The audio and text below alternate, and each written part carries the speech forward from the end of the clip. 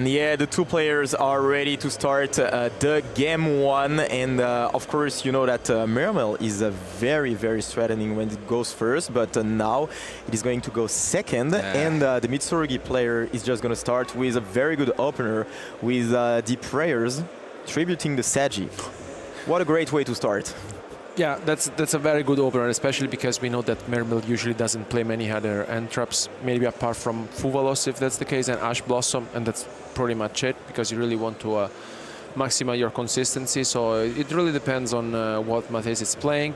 But yeah, I mean, this is what we have been witnessing for Mitsurugi. I mean, we've mentioned it. I think the deck, it's besides being consistent, I think it's one of the top decks of the format for sure. Yeah, and we are seeing it in a lot of different variants. This is more of the traditional one that we appreciated already at the European Championship, with you know, Tom also qualifying for the World Championship with it. But nowadays we have seen Mitsurugi in everything, like pure version with Yami, and let's see if the OG mix is just gonna be the way to go. Absolutely, and speaking about some Fuvalos, I think that we might see one right now, and it's gonna probably be activated in response to the Abakiri, which is gonna be activated real soon, or the ritual spell, by the way. But yeah, I think the matchup is pretty interesting because Mermail has the tools to just beat the field of Mitsurugi. I think the deck is very, very strong going second, and the fact that you have access to the Poseidra is, of course, a formidable tool to just get rid of everything. Yeah, but this is already an important check, because if we are using the effect to special summon from end, if we don't Fuvalos here, then we can get negated, but we have Impulse. That's big. Yeah. And that's a very good card. Of course, we've seen that with the Mitsurugi deck, but also in the Fire King strategy, one of the best cards of the format. And we're activating a second one right now. What a way to just say to your opponent that you want to win this game very hard. But the issue is we can't use Fuvalos now, no? Yeah. Because we are locked, so we had to... I mean, no, because, you know, ordering might be an issue in this case, and unfortunately I do think that's the case, because we can't Fuvalos, and yeah, maybe Matthäus, you know, not thinking too many steps ahead, and now we see the Futsu, which is so good at just grinding. And sometimes, you know, that's all it takes. You can get so many resources back. But I think that might have been the last interruption from Matthäus. Yeah, absolutely. As you just said, Alberto, it is mainly the Impulse, some Ash Blossom sometimes, and some Mulch Armies, because you want to have a lot of engine in your deck. But yeah, like the Fire King strategy, I think that the Mermail strategy just gains a lot of tools when you activate the Fuvalos, because you want to have those cards in hand to just replenish everything, have a lot of resources, and be able to just break the field on the next turn. And the fact that he is not able to activate this one, I mean, it hurts him a lot, to be honest, because he's gonna have to break the field with only 4 cards in hand, considering the fact that the Fuvalos will be literally useless now. Yeah, and the issue also is there is a universe in which, you know, Matthäus, of course you still want to use the Fuvalos, but this looks like pure Mitsurugi, you know? Yeah. Especially with the Futsu. Once he will find out that this is Ryzel, oh, I'm sure he will regret so much more not using the Fuvalos, because you can extend so much there with the Duo Drive. So we'll see how it ends up for Matthäus, but for now he's just looking at his opponent and watching him comboing. We're going to get access to the trap card. And the Futsu gets back on field. Such a strong card, to be honest. Yeah. And again, here, this could be the Duo Drive. Let's see. And looks like we are going to go instead to the Galangur Knight. Okay. Which will let us add a rock monster. Usually this is Nibiru that you are looking for. This really looks like the pure version. Now I'm starting to question if there actually are some Ryzel cards in deck. And yeah, this is already very strong because you've got the Futsu, which will just summon back a lot of monsters every single time your opponent special summon a monster. And you have on top of that the trap card, plus in addition to that the Nibiru. I mean, starts being a lot. And I mean, playing these, but I'm actually pretty sure he does not run Ryzels, by the way. But No, he does not. So I don't know. I think that was just probably the same deck from before. Yeah, indeed. This I was surprised when I saw even Purification, which is not even standard for the pure version in the main deck. I feel like it's more of a going first side deck card. Yeah, indeed. I'll just check. Yeah, for now he's pretty much uninterrupted, considering the fact that the Impulse traded in only one card in hand. And let's see what Ben can do. And I mean, if there is a deck against which Nibiru is extremely powerful, it is Mermail. Like, you are pretty much forced to banish it at the start of the turn if you have the option, you know. But otherwise, it's just insane against the deck. Yeah, you have the ability to banish it with the Minstrel, and you know that Mermail players, they always open Minstrel plus the Dragoon. Of course. So we'll see if this is the case or not. And yeah, on top of that, we have the IP. So this is the standard field, basically. I mean, this is a pretty good opener. Yeah. Especially because, of course, the second ritual, that's what's saving Ben. Free set cards. Yeah. And I feel like if Matisse doesn't have enough, could also consider the option to pick up these cards without showing his opponent what he's playing, because... True that. Yeah, I agree. That. Totally agree with you. Especially if I think one or even two of those cards were Mulcharmies. Yeah, so right. Let's take a look. Oh, I think it's two of them, yeah. Yeah, I'm pretty sure he has double Mulcharmy, and I totally agree with you. That's not doable, Yeah, I think. absolutely not. And then why not just keep some information?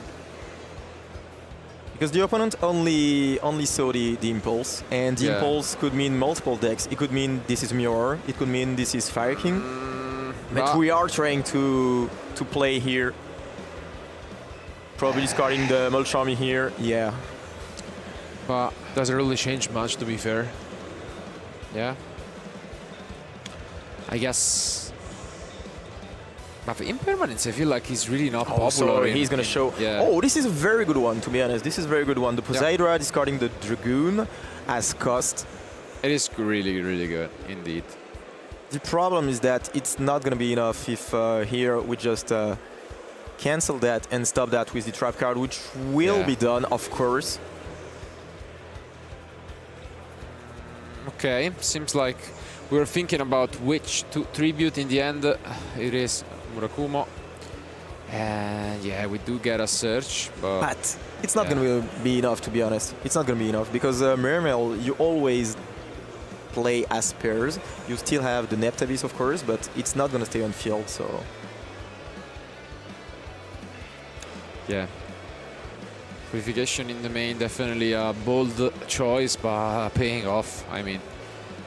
Especially in 15 rounds, because there are some rounds you're going to be second and you're going to open the card and think that it would have been better if it was a free spot. Yeah, but maybe he's just not as confident in the opening from his deck without it, and then, you know, he just wants to guarantee that when he goes first, he just wins. But yeah, if here we have a response, the game is pretty much over on the spot. I mean, there are multiple ways to just answer that. There is the prayer, of course. There is also the IP. I don't really see a way out. No, because I think he just, as you can see, he chose not to bring back the Murakumo on purpose, so that now he can special summon it back and just use the effect, and that's it. Yeah. Yeah. That's gonna be it. Only one card in hand for Matisse, and it looks like it's gonna be game 2 real soon. And it is. Matisse picks up his cards, and it is Ben winning this game 1. I mean, solid effort, what can you say? In the end, it was indeed the pure deck, and yeah, there was not really much that you could do. Only one impulse. not enough. Yeah, that's the problem. Impulse is a very good card, but the fact that there was 2 ritual spells in hand was very, very strong, of course, and it must be heartbreaking because you give up on the Fuvolus and you also have literally the same field on the opponent's field, so it was very hard for Matthias. Maybe he could have played it a little bit differently, but in the end it is 1-0 for Mitsurugi. But now we are going to see Mermail going first, and going first the deck is very, very strong. We have access to some spices, like of course we can watch the hand and get rid of some threats and just play our own hand accordingly. And we know that there is the statue, which is of course a very good win condition. And I think that I'm pretty confident for Mermail going first, to be honest. Yeah, I mean, you just add those minstrels, as mentioned. Like, if in the main deck usually it's a one-off, when it's free, it's fair that you open it, and then it's a great start. And the Barrio Stadio, I honestly don't even know how it could be outed by Mitsurugi. It's so tough. It seems like maybe trying with Dark Ruler no more or cards like that, but it's really rough. Impermanence, something like that. Or maybe no, that's impossible. There's no maybe. No. What am I thinking about? Absolutely. But I mean, on the other end as well, Mermail is not really at all a deck that you have been preparing for. I guess similarly to what we've mentioned for Lunalight, where we saw the Kaijus as a Liger Dancer out. Dronelock Bird is an extremely good card against the deck, and it has been popularized by the deck Ben is playing because it's really good against Mitsurugi. It's in a lot of players' deck, and maybe that's just a card that you throw in there and it just works. And of course, that one Nibiru we searched. Maybe you can draw it. Yeah, exactly. Nibiru, Impulse is very good against the deck, and of course you mentioned it, the Draw and Lock Bird. So even if you didn't prepare this matchup, I mean, you have a lot of answers and a lot of tools to just get rid of the threats that he has. Another tool that's been one of the most talked about cards from the Genesis format. It's also in Ben side deck, the one-off Dimension Shifter. That's good against Mermail. But let's see. I think our players are done. So let's just jump back into action.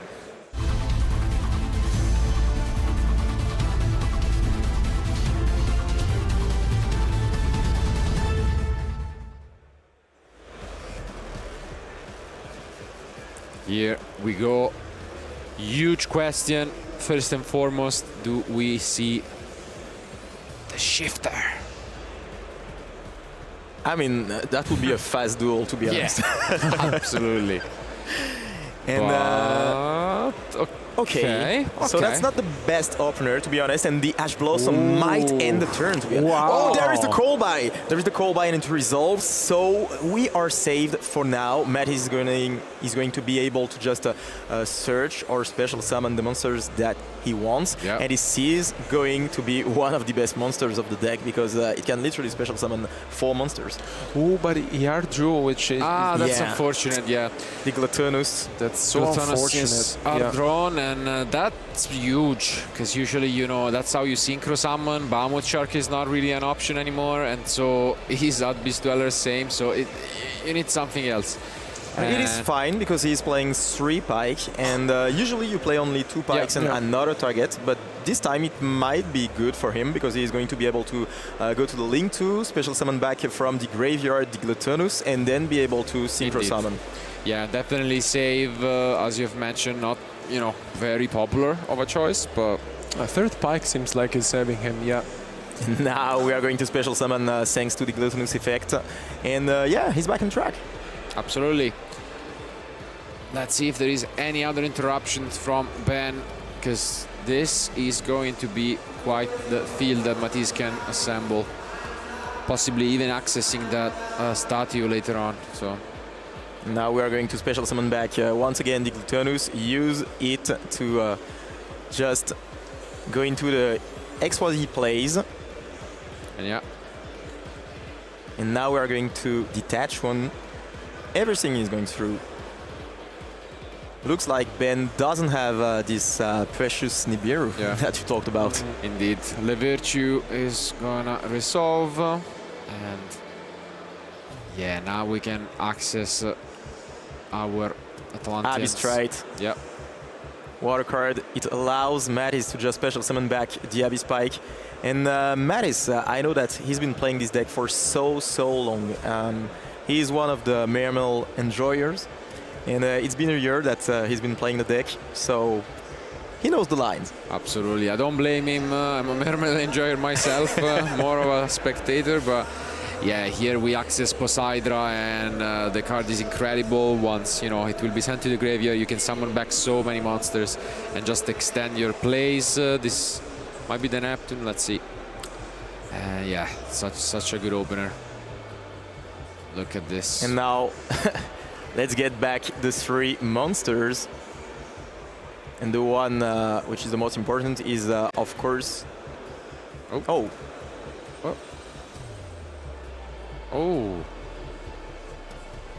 Maybe... Did we detach the wrong one? Oh. And maybe we don't have... Not enough targets. Yeah. Oh, that may be the case, yeah. That would be so unfortunate here. Oh yeah, so not enough targets when he activated the effect. Wow, oh yeah, and he looks so disappointed, so disappointed. He knows the deck very well.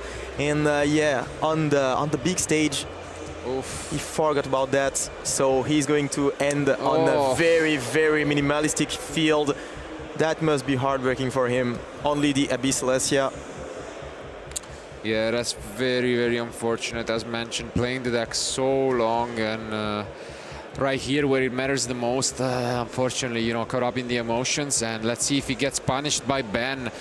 The deck has so many starters when you play, you know, this pure version. Wow. What a great way to start. I mean, he started things off with this super poly once again, special summoning the Garura, and there is nothing left on Mattis' side. It's going to be very hard. And another one, the prayers. I mean, there's nothing you can do anymore at that point. With 2 cards in hand left for and we know one. We know one, so...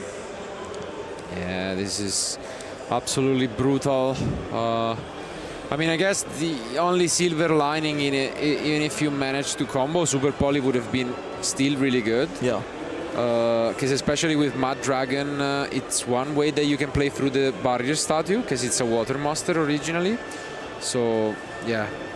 At least there is that consolation, I guess. I mean, yeah, this is basically over. We still have some ways to interact with the opponent because we still have some cards in the graveyard. But I don't think it's gonna be enough, to be honest. And yeah, I mean... Yeah, now he's going to activate the effect, discarding the Shadow Squad, being able to search for a card. Yep. And special summon on resolution. And yeah, what's unfortunate is also, as we can see, Mattis kind of revealed the last card being an Ash Blossom and Joyous Spring, which normally would be pretty good, but Called by the Grave negates it, so yeah. But he drew another card, so there is one last card. He's gonna have to be very good, to be honest. Indeed. Neptabis, the Big Atlantean ass. Prince. We do not see the impulse, and yeah, that was probably the card you were looking for. Yeah, this seems so rough. I mean, it's already over on field, right? Because Garura just inflicts double damages, so... I mean... Yeah, this should be Yeah. enough. Yeah. So we are going to get rid of the Prince. And Mattis knows that it's probably over for this round.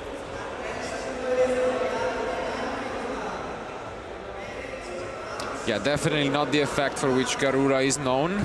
You know, usually it's the fusion materials and the draw, but indeed it represents 3,000. But That's a bit too late. That's definitely late. You discard the last card in hand, which is revealed to be this Ash. He shows the Ash Blossom. And that's enough damage already. So no need to complicate things further, I guess, and we can just push for I the mean, game. Ben wants to do the Grand Grenade. Yeah, that's Still, it. yeah, this is the end of the game. Ben will just take the game and stay at a record of 6 wins and 1 loss. Heartbreaking for Mattis, who couldn't do anything, to be honest. He didn't get to show the true power of the Mermail strategy.